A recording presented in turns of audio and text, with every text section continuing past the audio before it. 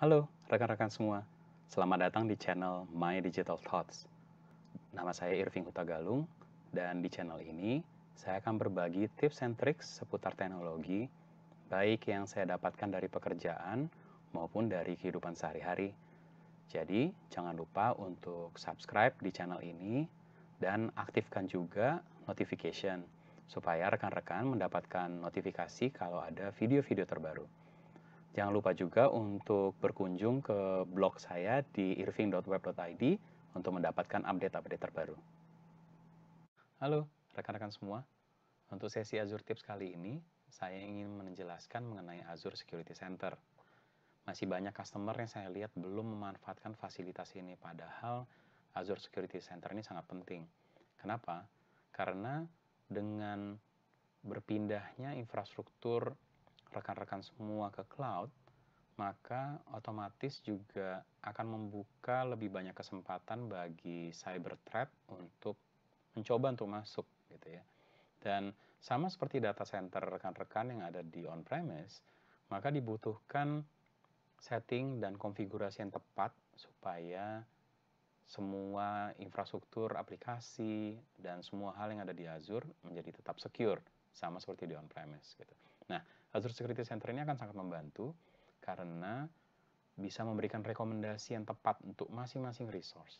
Dan Azure Security Center ini memiliki yang disebut secure score yang kita bisa manfaatkan untuk melihat bagaimana perkembangan settingan atau konfigurasi security kita di Azure. Oke. Nah, untuk demo kita langsung aja masuk. Rekan-rekan bisa lihat di sini, ini adalah Azure portal saya. Kita langsung aja coba buka Security Center. Oke. Jadi saya langsung klik Security Center di sini. Dan rekan-rekan langsung bisa lihat nanti ini overview-nya. Jadi seperti biasa ada blade untuk overview. Dan di sini tunjukkan, bisa dilihat ya, ada secure score. Skornya 24,67 gitu ya. Ada beberapa yang belum komplit, ada beberapa rekomendasi yang diberikan gitu ya. Nah, selain masalah secure score ini, rekan-rekan juga bisa melihat seberapa dekat settingan atau konfigurasi saat ini dengan regulatory compliance. Jadi misalnya perusahaan rekan-rekan ini ingin ikut ISO 27001 misalnya gitu ya, atau mau ikut regulatory compliance yang lain. Nah, dengan security center ini bisa sangat terbantu karena rekan-rekan langsung bisa lihat, oh ada berapa lagi nih yang harus saya perbaiki supaya memenuhi kriteria dari sertifikasi tersebut gitu. Nah, kita bisa lihat ke bawah. Di sini kita bisa lihat ada inventory. Kebetulan di Azure subscription saya tidak terlalu banyak resources gitu ya.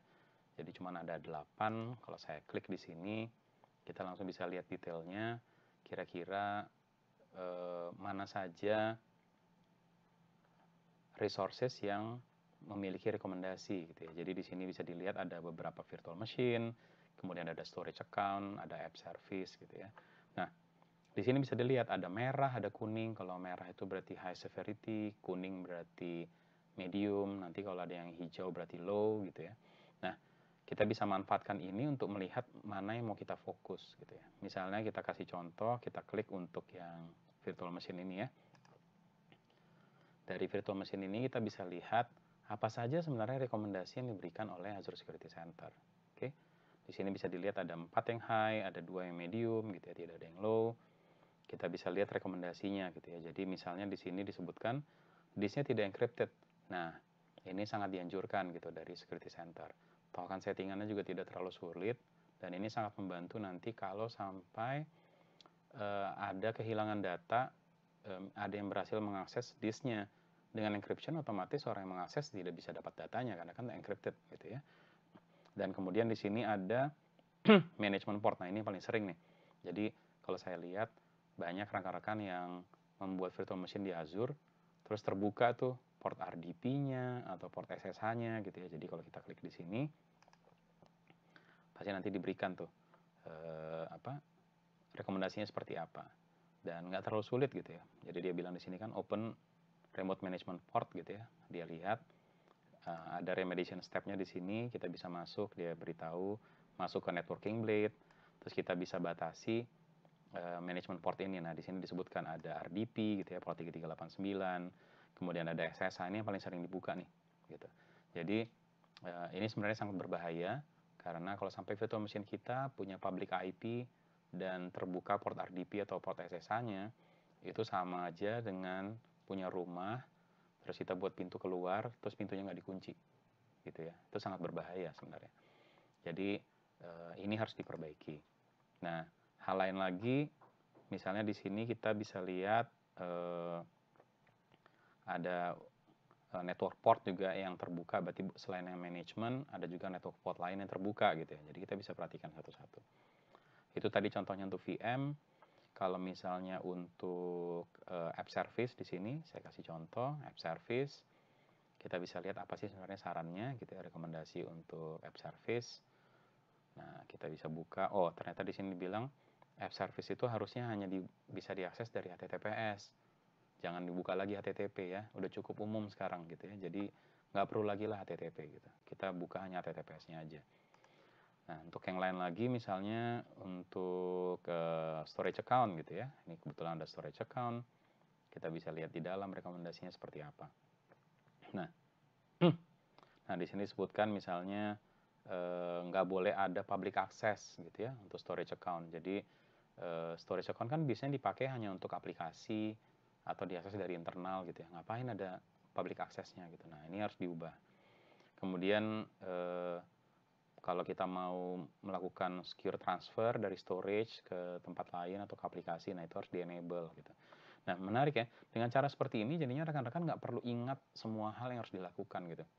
Tinggal bergantung pada rekomendasi dari sini, kita langsung bisa memanfaatkan dan melakukan perbaikan gitu. Nah, yang tadi kalau dilihat ya yang paling cukup umum tuh kalau VM tuh nanti bagaimana sih caranya supaya nggak perlu pakai public IP dan nggak perlu buka RDP gitu ya ke public gitu, SSH kan perlu di manage, gimana caranya manage-nya. Nah, saya akan bahas di sesi yang lain gitu karena kali ini saya hanya fokus di security center aja. Kemudian tadi contohnya misalnya gimana sih caranya supaya storage account bisa diaksesnya secara private, nggak secara public. Nah, itu ada juga tekniknya gitu. Nanti di sesi-sesi saya selanjutnya juga akan saya jelaskan. Cuman yang paling penting sekarang untuk rekan-rekan semua adalah tolong kalau belum di-enable, segera enable security center. Gitu. Security center ini ada dua level. Ada yang free, gitu ya, yang bisa diaktifkan dengan cepat, ada juga yang berbayar sebagai bagian dari Azure Defender. Minimal aktifkanlah yang free. Gitu. Rekan-rekan akan langsung mendapatkan secure score dan langsung bisa lihat banyak sekali rekomendasi yang harus diperbaiki gitu ya. Ini kebetulan karena resource-nya cuma ada 8 gitu ya, jadi nggak terlalu banyak yang perlu dilakukan gitu. Tapi kalau nanti resource-nya udah ada ratusan VM gitu ya, nggak mungkin lagi dimonitor satu persatu gitu. Nah, tolong manfaatkan Azure Security Center. Aktifkan sekarang juga, nggak terlalu sulit, tinggal diaktifkan aja di enable gitu ya. Nanti akan ada step by step apa bagaimana caranya untuk mengaktifkan security center itu. Kalau mau coba-coba dulu mungkin hanya beberapa VM, beberapa app service, storage, nggak semuanya, nggak apa-apa gitu. Tapi kalau saya usul sih langsung aja aktifkan semua, toh kan gratis juga anyway gitu ya untuk yang paket yang free-nya gitu ya. Dan rekan-rekan bisa langsung manfaatkan semua rekomendasi yang ada. Gitu. Nah, kalau di sesi-sesi selanjutnya nanti saya jelaskan bagaimana caranya meningkatkan keamanan ya kayak tadi gitu ya. Gimana caranya untuk bisa memanage virtual machine tanpa punya public IP, tanpa harus membuka RDP, SSH gitu ya, dan mengurangi surface attack area untuk infrastruktur kita gitu. Jadi tolong dimonitor terus nanti di channel ini. Kalau ada rekan-rekan juga ada beberapa pertanyaan seputar rekomendasi dari Security Center ini, silakan ditanyakan di bagian komentar. Nanti saya akan coba jawab. Bisa langsung di komentarnya, atau kalau saya lihat mungkin itu pembahasan yang menarik, saya akan bahas juga di video-video saya selanjutnya. Oke, jadi jangan lupa untuk selalu subscribe di channel ini supaya nanti kalau ada video-video terbaru rekan-rekan juga akan mendapatkan notifikasi. Oke, sampai jumpa. Terima kasih karena sudah bergabung di channel My Digital Thoughts. Jangan lupa untuk subscribe di channel ini dan aktifkan juga notification supaya rekan-rekan mendapatkan notifikasi kalau ada video-video terbaru. Jangan lupa juga untuk berkunjung di blog saya di irving.web.id. Terima kasih.